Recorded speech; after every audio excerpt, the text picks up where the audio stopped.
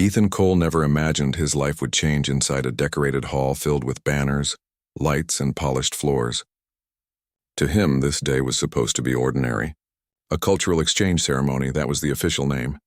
Earth's leaders wanted to show respect to their new friends from the stars, the Zaylorians, who had visited Earth many times in recent years.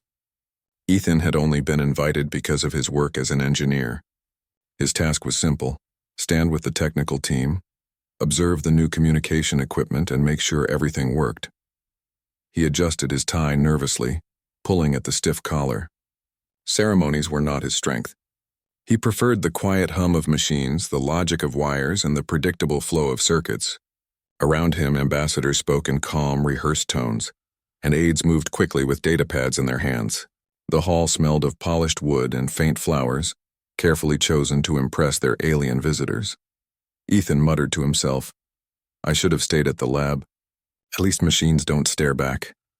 The great doors at the far end of the hall were still closed. Behind them, everyone knew the Zaylorians were waiting. The aliens had been described many ways in the news: tall, graceful, mysterious. Most humans had only seen recordings. Today, the Queen herself was coming. It was supposed to be a symbolic gesture, a way to say, "Our worlds can walk side by side."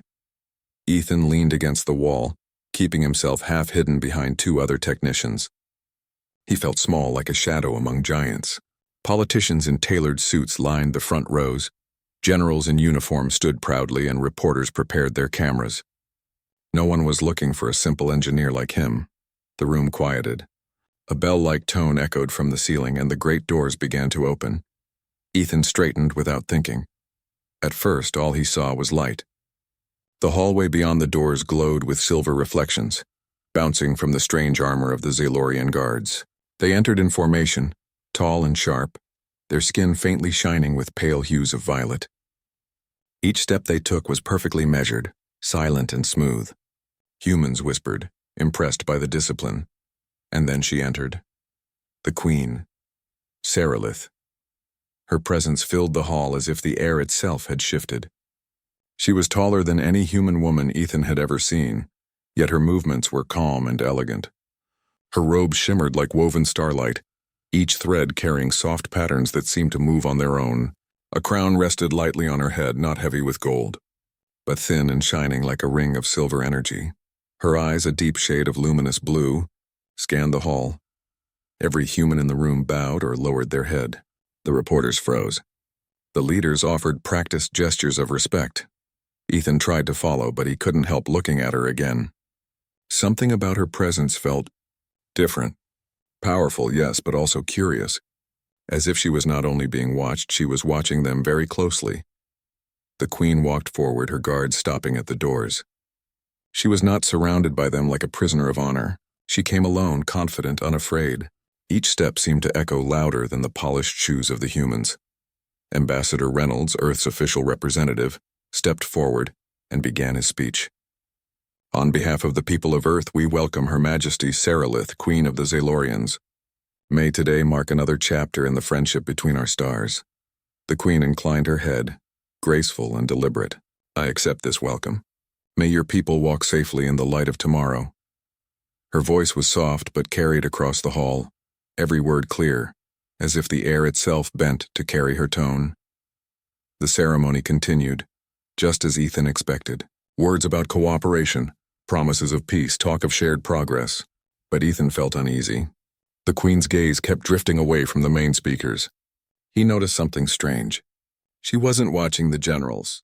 She wasn't staring at the ambassadors. Her eyes kept moving toward the back, toward the technicians, toward him. Ethan looked down quickly, pretending to check the communication console strapped to his wrist. His heart raced. Why is she looking at me? He was no diplomat, no leader, no one important. Just an engineer making sure the translation systems didn't fail. Still, when he glanced up again, her gaze was fixed directly on him. It was like being caught under a beam of light. Ethan's throat went dry. He shifted on his feet, hoping one of the other technicians would notice, but they were focused on their devices, tapping buttons, checking signals. No one saw what he saw. The Queen smiled, just slightly. It was not the formal smile she gave the officials. It was something different, Something meant only for him. Ethan froze.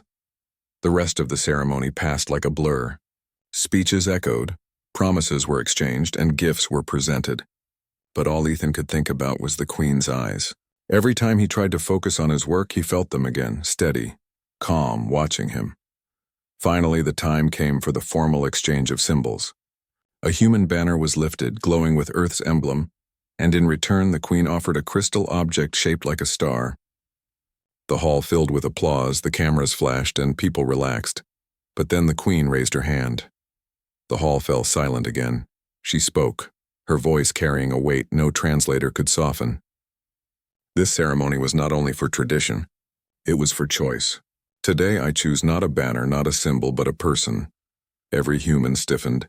Ethan's stomach dropped. Her eyes turned toward him. I choose him. Gasps filled the hall.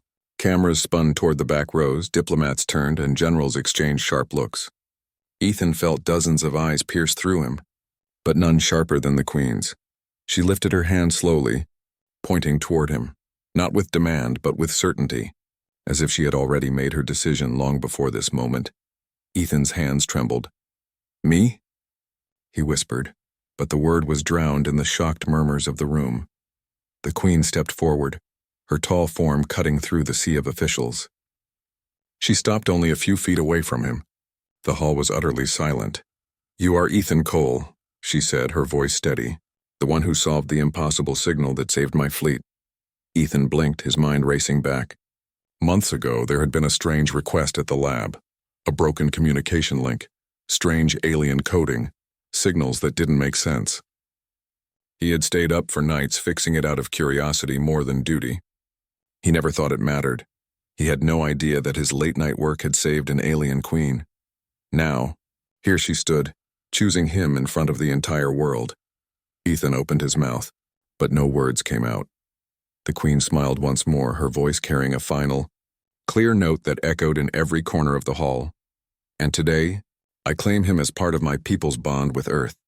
The crowd erupted in stunned voices, but Ethan only heard the pounding of his own heart. Nothing in his life had prepared him for this moment. Nothing would ever be the same again. The hall was still buzzing with whispers when the Queen's words settled in the air like a heavy weight. No one moved. No one even dared to breathe too loudly. Ethan Cole, the simple engineer who had come to stand in the background, now stood at the very center of attention. Dozens of cameras pointed at him, their lenses glowing red. Diplomats and officials turned their heads sharply, their expressions torn between disbelief and outrage. Some of them whispered furiously to one another, while others simply froze, too stunned to react. Ethan's mouth went dry. His hands shook at his sides. This must be some mistake, he whispered under his breath. But Queen Saralith's gaze was firm. She stood tall and calm in the silence she herself had created. Her hand, still lifted slightly toward Ethan, did not tremble. Ambassador Reynolds finally stepped forward, his voice struggling to stay composed. Your Majesty, forgive me. Perhaps there has been a misunderstanding. The young man you point to, he is not a diplomat. He is not even an official representative. He is a technician, an engineer. Surely, there is no misunderstanding, the Queen interrupted, her voice like smooth steel. I know who he is. He is Ethan Cole. He carries the mind of innovation. He carries the courage of action. It was his work that saved my fleet when your own leaders hesitated. Ethan blinked rapidly, struggling to make sense of her words. Saved her fleet? He muttered. His memory raced back again. That strange project from months ago, a broken alien communication system Earth could barely understand. He had taken the challenge simply because he hated leaving puzzles unsolved. The code had been strange, the signals chaotic. It had taken sleepless nights, endless trial and error, and a little bit of stubborn creativity. He never told anyone, but he had made guesses that no one else dared to. And now this alien queen claimed his late-night work had saved her fleet. The officials shifted uncomfortably. Some of them whispered again, their tones urgent. This could disrupt everything. She cannot mean... The Queen ignored them all. She moved forward, her robe shimmering softly with each step. The room seemed smaller as she approached Ethan, though the hall was vast and decorated with banners. When she finally stopped, she stood only a few feet away, Ethan looked up, meeting her eyes once more. They were calm and bright, but there was no doubt behind them. Her voice lowered slightly, but still carried enough weight to silence the entire hall. "Ethan Cole, will you stand beside me? Not as a technician, not as a stranger, but as the chosen bond of the Queen of the Zilorians." Ethan's heart skipped a beat. His mind almost stopped working. She was asking him, no, she was telling him to marry her. The realization hit him so hard that he nearly stumbled backward. Marriage?" he stammered, though his voice was barely above a whisper. The hall exploded into noise. Diplomats gasped, some shouted. Journalists raised their cameras higher, snapping photos frantically. A few generals exchanged sharp whispers, their eyes filled with alarm. Ambassador Reynolds held up his hands, trying to calm the storm. "Your Majesty, this cannot be possible. You are speaking of a sacred bond. A decision of that magnitude cannot be made without discussion, without—" "It has been made," the Queen interrupted again. Her words were firm, absolute. "My people know my choice. My council is aware. For peace to last between our worlds, we must not only exchange promises, we must exchange lives, and I choose this human." Ethan's knees felt weak. His head spun. He tried to form words, but they tangled on his tongue. He looked around helplessly, but every face was fixed on him, either waiting, judging, or whispering about what this meant. "This can't be real," Ethan muttered. His hands clenched into fists. I'm not ready for this. I'm not even the right person. I'm not anyone important." The Queen tilted her head slightly, studying him. "Importance is not measured by titles," she said. "When my people's survival was in danger, it was not your leaders who saved us. It was you, a human with no crown, no command, no promise of reward. You acted because it was right. That is why I choose you." Her words carried warmth, but also an unshakable certainty. Ethan felt a strange mixture of fear and awe. Part of him wanted to run out of the hall and vanish into the streets of the city. Another part of him was frozen in place, unable to look away from her. Ambassador Reynolds tried again, his voice sharper now. "Your Majesty, you are asking for something impossible. This man cannot simply be taken into your world. He has a life here, a place here, duties here. Earth cannot deny this without dishonor," the Queen said, her gaze shifting to him. "Would you refuse my hand and risk the bond we have built? Would you break the trust of my people before it has even taken root?" Her words struck the entire room like a silent weapon. Refuse her, and Earth would risk an alliance with one of the most advanced civilizations humanity had ever met. Accept her, and Earth would be bound in a way no treaty had ever imagined. Ethan swallowed hard. He wanted to shout that this wasn't fair, that no one had asked him, that he didn't want the weight of two worlds on his shoulders. But as he looked around, he realized something terrifying. He didn't have a choice. If he said no, Earth might suffer. If he said yes, his life would never be the same. The Queen reached out her hand. Her fingers were long, elegant, faintly glowing in the light of the hall. She didn't rush him. She simply waited. Ethan's breath came shallow. His heart pounded so loudly he could hear it in his ears. Slowly, hesitantly, his hand lifted. He wasn't sure if he was moving on his own or being pulled by the weight of history. His hand touched hers. The hall erupted again, this time with shocked cries, flashes of cameras, and furious whispers. Some humans clapped weakly as though uncertain whether to cheer. Others frowned deeply, their faces dark with suspicion. The Queen's grip was steady, firm but gentle. Her eyes met his, and for a moment all the noise around them faded. "You have chosen," she said softly, though everyone heard. Ethan's lips trembled. "Or maybe the choice chose me," he whispered back. The Queen gave the faintest smile, and then, without warning, she turned to the hall and lifted their joined hands into the air. "Today, the bond between our worlds is sealed not by words but by union. This human shall walk beside me as proof that Earth is not separate from the stars, but part of them." The words carried like fire through the hall. Some cheered, some argued, but no one ignored them. Ethan stood frozen, his hand still locked in hers. He couldn't breathe, couldn't think clearly.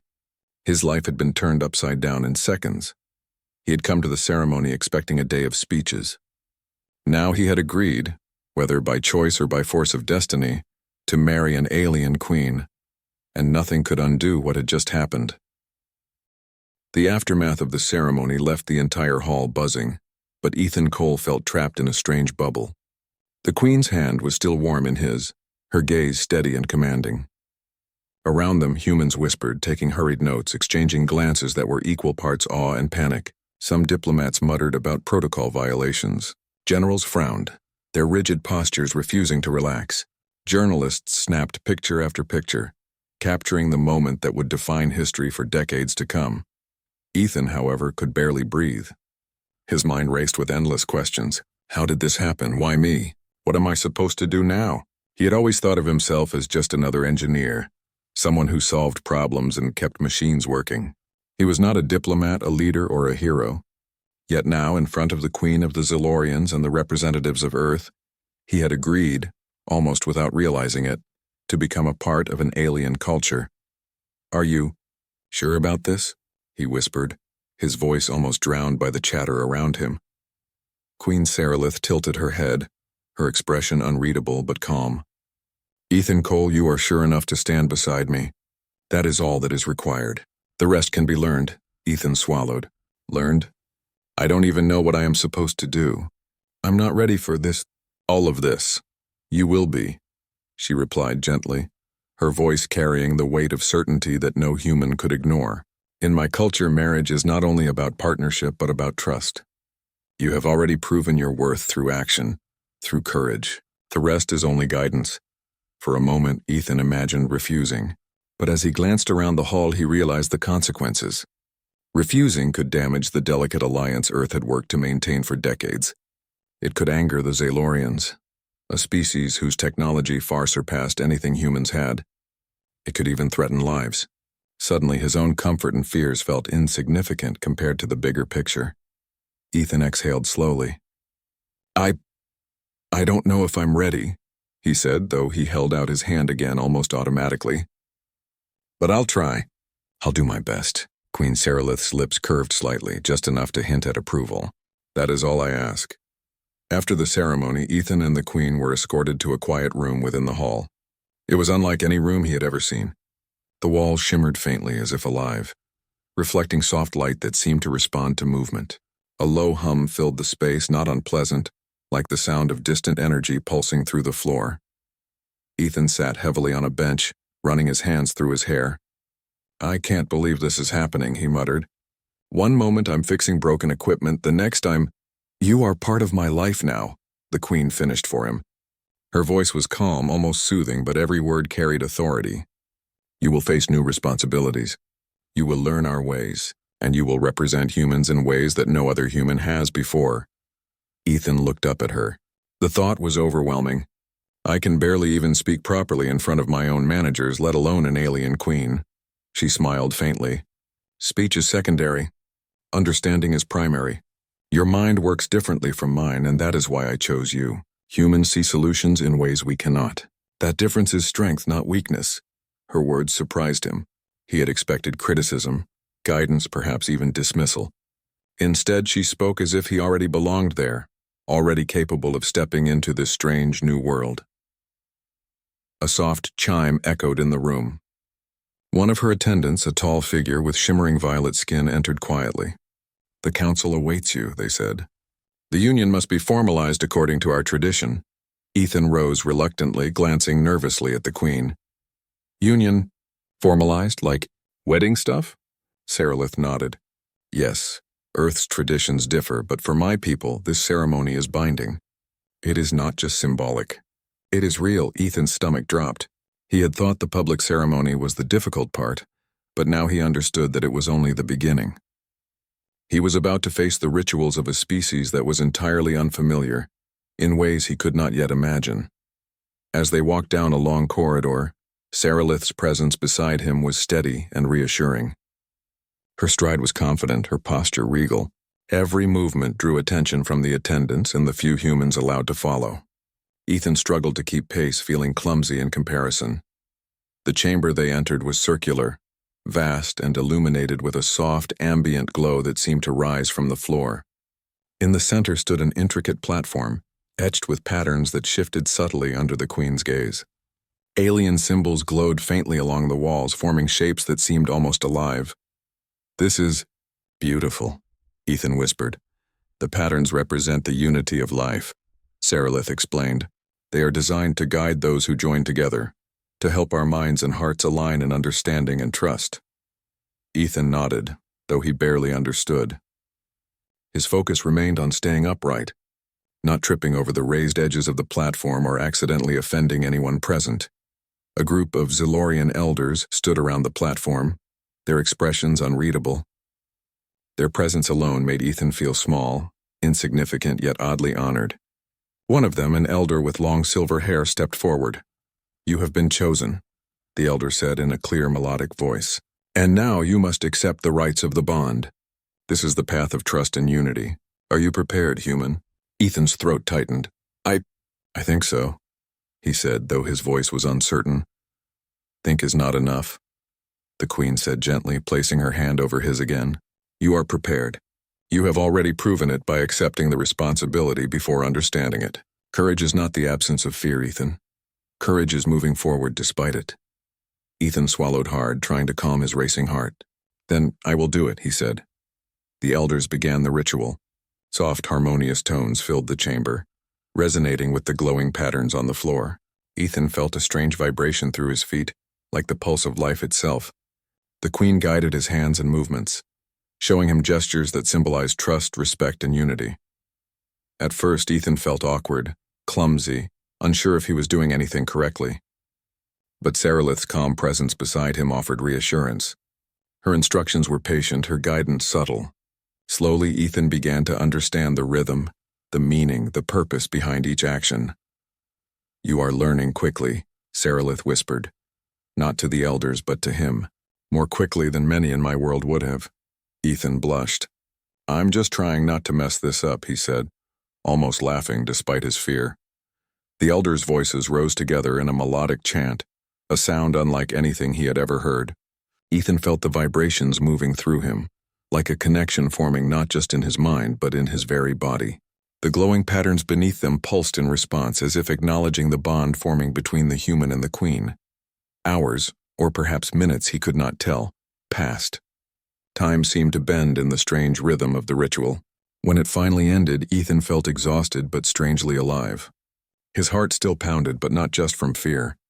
There was a new awareness, a sense of responsibility, and an odd feeling of belonging. The Queen looked at him, her eyes softening for the first time in the day. "It is done," she said simply. Ethan could hardly believe it. "Done? That's it?" "For now," she replied with a small smile. "But the path has just begun. Today you have stepped into a world far larger than you imagined. Tomorrow we learn what it means to truly walk it together." Ethan nodded slowly, feeling a strange mixture of fear, pride, and determination. He had agreed to a marriage he barely understood, with a queen he barely knew and a culture completely alien to him. Yet despite the uncertainty, he knew one thing. He would not turn away, not now, not ever. Because somehow in the midst of fear and chaos he had begun to see what she had seen in him all along, that even a simple human could make a difference in ways no one had expected. And in that moment, Ethan Cole realized that nothing in his life would ever be the same again. The days following the union were nothing like Ethan had imagined. The ceremony had made headlines across Earth and throughout the Zilorian territories. Some celebrated the unprecedented alliance, others whispered warnings of potential disaster. And through it all, Ethan felt as though the weight of two worlds rested squarely on his shoulders. He awoke early every day, long before the sun rose over the city. Even in the quiet of his small room, he could hear the hum of the alien palace and the faint energy vibrations beneath the floor, a constant reminder that he had stepped into a world far beyond his own. Breakfasts were formal affairs with Zalorian advisors discussing treaties, trade, and political strategy. Every decision Ethan made, no matter how small, felt magnified, scrutinized by humans and aliens alike. Yet despite the pressure, he began to notice something remarkable. Queen Sarilith, who had at first seemed untouchable and unapproachable, treated him with patience and calm guidance. She did not mock his hesitation nor dismiss his concerns. Instead, she explained their customs, their reasoning, and why certain actions were necessary. In those quiet moments, Ethan began to see a side of the Queen that the public never saw, a side that respected him not for his title or strength, but for his mind, his choices, and his courage. However, Not everyone shared her approval. Within the alien court, murmurs grew louder with each passing day. Certain Zaylorian elders, once allies of Sarah Leith, now questioned the wisdom of her choice. A human? A technician? One elder had whispered in council, his violet eyes narrowing.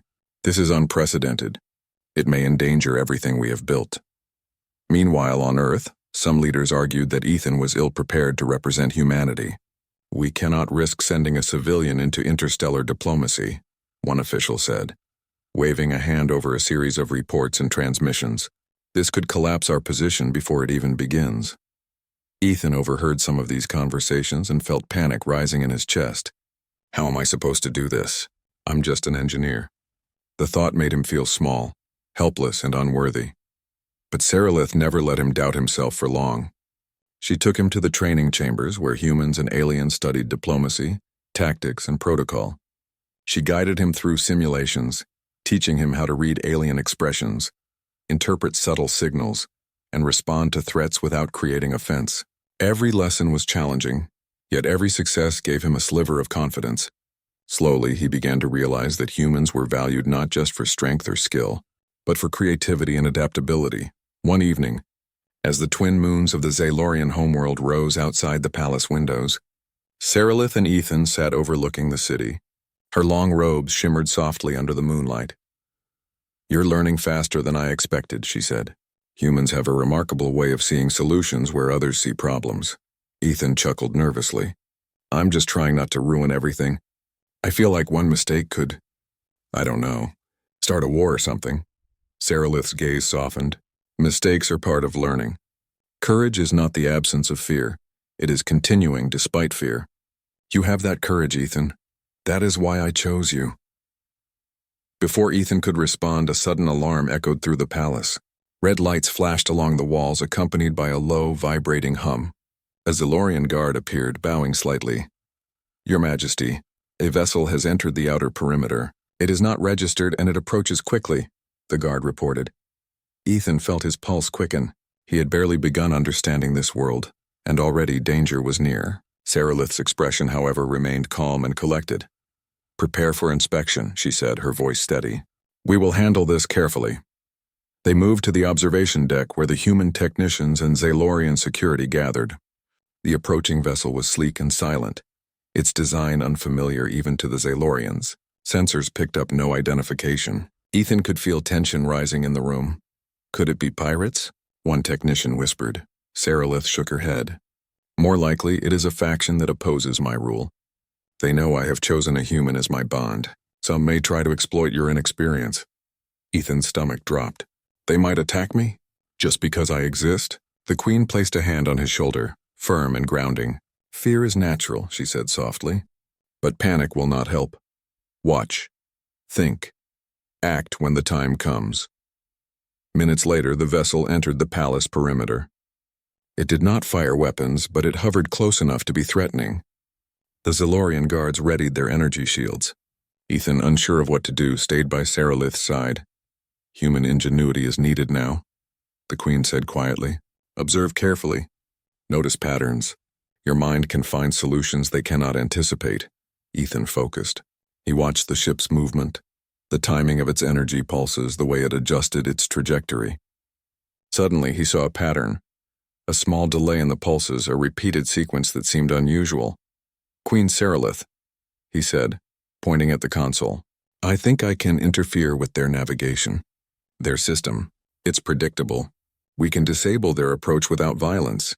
The Queen's eyes brightened slightly. Proceed, Ethan. Show me what a human mind can do. Hands shaking slightly, Ethan manipulated the control panel. He tapped into the ship's approach signals, rerouting pulses to create a temporary confusion in its sensors. The vessel wobbled, corrected its path, and slowly drifted away as if acknowledging the limits of its challenge. The guards exhaled in relief. Saralith smiled faintly at Ethan. Well done, she said. You see? Even in a storm, humans have strengths that many underestimate. Ethan felt a rush of pride, though mixed with lingering fear. He had saved the situation, yes, but the moment reminded him how fragile peace could be. If his actions had failed, lives could have been lost. Over the next few days, the tension grew. Rival factions within the Zelorians continued to test his abilities. Unknown emissaries sent messages demanding that Ethan be removed or questioned. Even on Earth, some leaders pressed for him to step down from his role, claiming the Union was too risky. Ethan struggled to navigate it all. Meetings felt endless. Decisions carried consequences he had never imagined.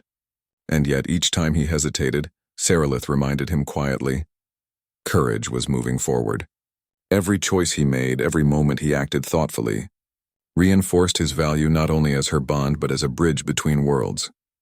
Despite the political storm, Ethan and Sarilith also found small moments of understanding. They shared meals, discussed strategy, and even laughed quietly at the absurdities of interstellar customs. Slowly, Ethan began to realize that the Queen's confidence in him was not blind.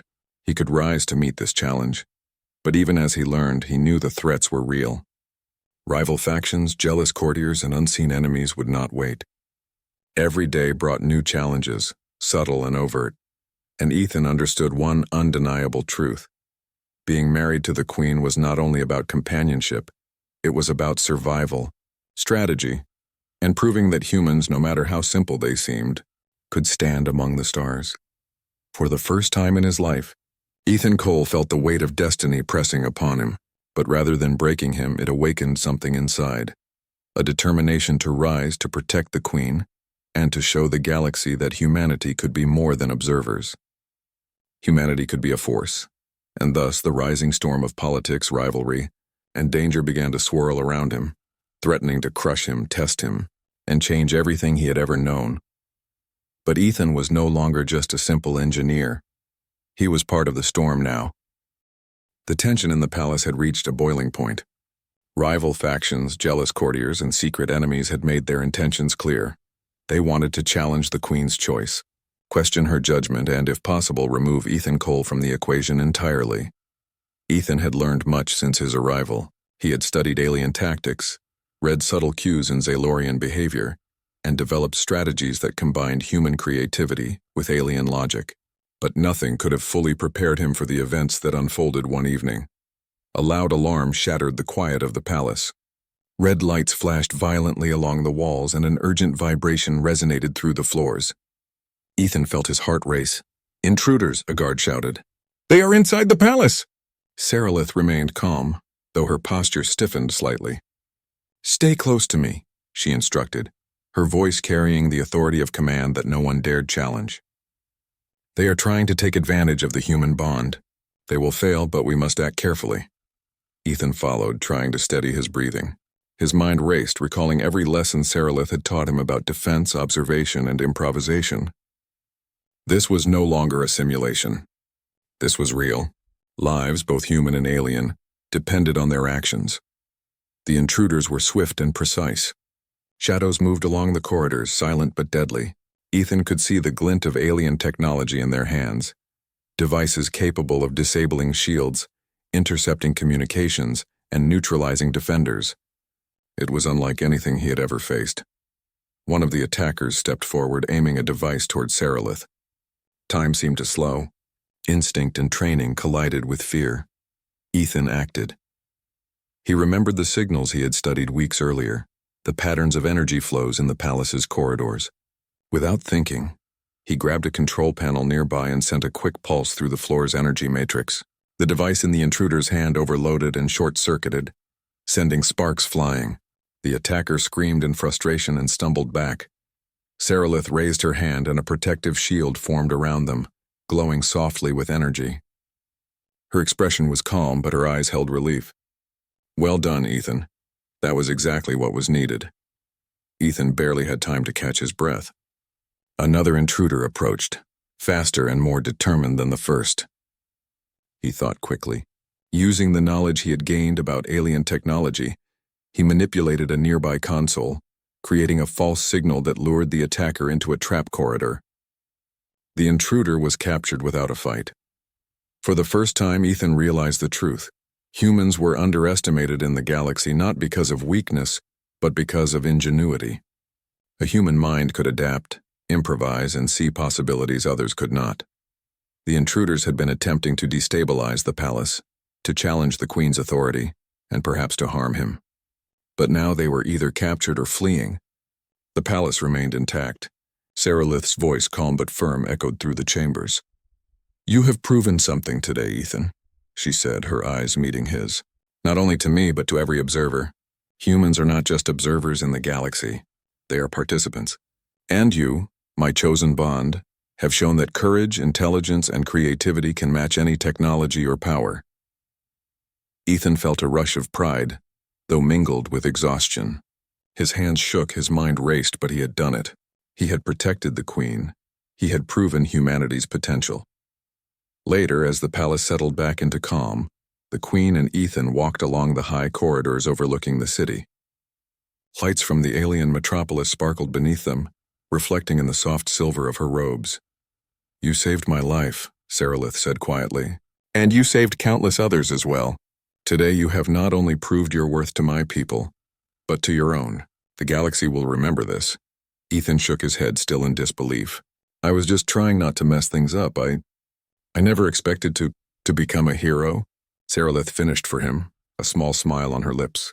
"Perhaps, but you have shown what humans are capable of. Courage is not measured by size or experience. It is measured by the choice to act when action is necessary. You chose well."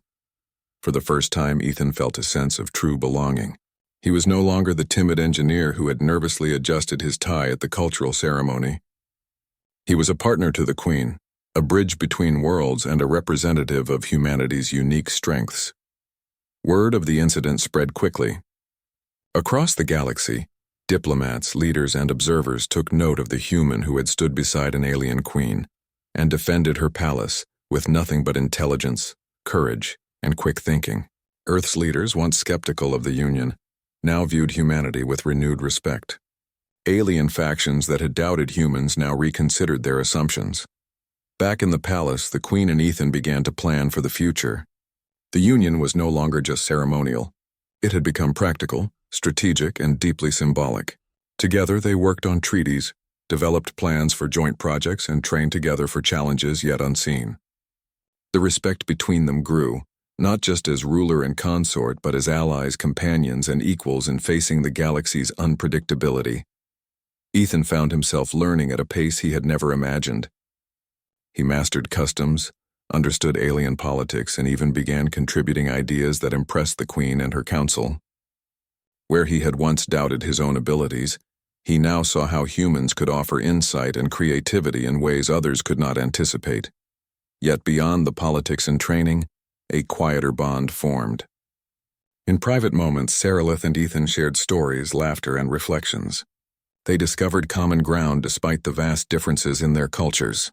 Each day reinforced the fact that their union was not merely symbolic, but meaningful in ways neither fully understood at first. One evening, as the twin moons rose over the palace, Ethan stood beside Saralith on a balcony overlooking the city. The alien lights twinkled like stars brought close to the ground. "I never thought my life would end up like this," he admitted, voice soft. Married to a queen, living among stars, helping run the galaxy." Saralith smiled, her hand resting gently on his shoulder. "Life has a way of taking us where we are needed, Ethan. You were chosen not because of what you expected to do, but because of what you could accomplish." He looked out over the city, feeling a mixture of awe, responsibility, and determination. "I want to do my best," he said. "Not just for you, but for both our worlds. I want humanity to prove it belongs here." "You already have," Saralith replied, "and this is only the beginning." For the first time, Ethan felt at peace with his new life. The dangers, the responsibilities, and the unknowns were still there, but they no longer seemed insurmountable. He had faced fear, uncertainty, and the unknown, and he had prevailed. He realized finally that being human was not a limitation. It was a strength. Adaptability, creativity, courage, and the willingness to act despite fear. These were qualities that could change the course of history. And now, he would show the galaxy exactly what humans were capable of. The stars outside the palace seemed brighter than before. They reflected the possibilities that awaited, the challenges yet to come, and the bond between a simple human and an alien queen that would shape the future of two worlds. And as Ethan stood there, hand in hand with Saralith, he understood the truth fully. Nothing would ever be the same again. The human who once feared failure had now become a symbol of hope, courage, and potential, and the galaxy, vast and mysterious, had just begun to see the value of humanity. From that day forward, every challenge, every threat, and every moment of uncertainty was met with a newfound strength, one born from the heart of a simple human who had risen to extraordinary heights. Ethan Cole, once just an engineer, had become a living proof that humans, despite their small beginnings, could change the stars, and the universe would never forget it.